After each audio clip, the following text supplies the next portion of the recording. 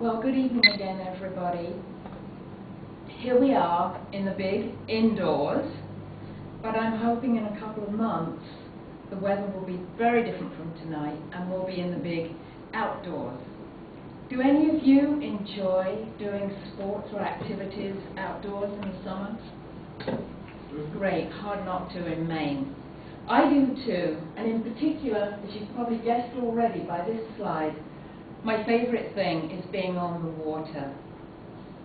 I've spent many years living and working aboard boats, so on this dreary evening, I thought I would share with you some of the elements that go to make a successful voyage on a sailboat. In 2001, my husband and I sold our house in Rockland, and we went to England, which you can guess is where I'm from, and we made a voyage in a boat from England around island of Scotland, down through the French canals and into the Mediterranean. And it was a great adventure, and I think it was successful because we focused on three elements to make it successful. First of all, we chose a boat that was appropriate for the trip. Second of all, we did thorough preparation and planning for the trip. And third of all, we had our experience so that we were good seamen when we were at sea. So first of all, to make a successful voyage in a small sailboat, you need the right boat for the job. Here's Petronia. She was small, and small is good. Small is good for me particularly because, for example, I could handle the gear. I could pick up the anchor easily by myself, which is kind of handy. And you can see there the little blue piece of sail. That's, I don't know if you can, that's the edge of the mainsail. And the sails, you could just pull them in and out with ropes so they were easy to handle. Another factor was that the boat was in good condition, and this made her an appropriate choice for us. It meant we weren't spending a lot of time and a lot of our funds fixing her up to make her seaworthy. So although we had the boat, there was still much work to do to meet the second element for a successful voyage in a small sailboat, which is thorough preparation. So we spent the whole of that first winter getting the boat ready.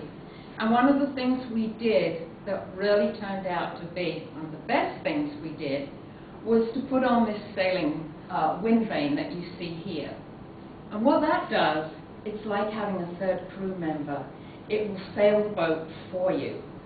And this is great because a wind vane doesn't complain, never gets tired, never gets hungry. So it's a great asset when there's only two of you trying to sail the boat.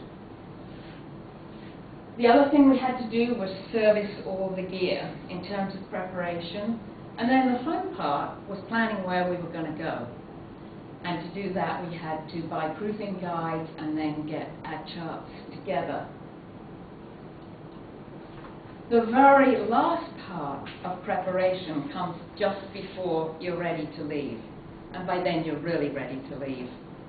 And here you can see we're putting the last gear on the boat. And also, the very last thing, putting on supplies of fresh produce and vegetables. And they're stored there in the bilge, which is underneath the cabin floor. It's a good place because the water's cool and they keep well there. The very last element begins as soon as you leave land behind you. And that is good seamanship skills. In particular, navigation, which means marking on a chart and keeping a log of where you are constantly. Another aspect of good seamanship is watchkeeping. Here you can see my husband, and it's coming up at dawn on a 2 or 3 day trip. And watchkeeping means one person or the other has got to be keeping a lookout for shipping, for rocks, for logs, for any other kind of hazards that may be out there, and there's a lot actually out there. It looks empty, but there's a lot out there. Finally, with seamanship, you want to have the boat sailing well. And this is rolling along downwind, which you always hope for, because that's a nice direction to be going with the wind behind you. We have the sails set well, and that means there's less wear and tear on the gear, and it's also less wear and tear on the crew as well.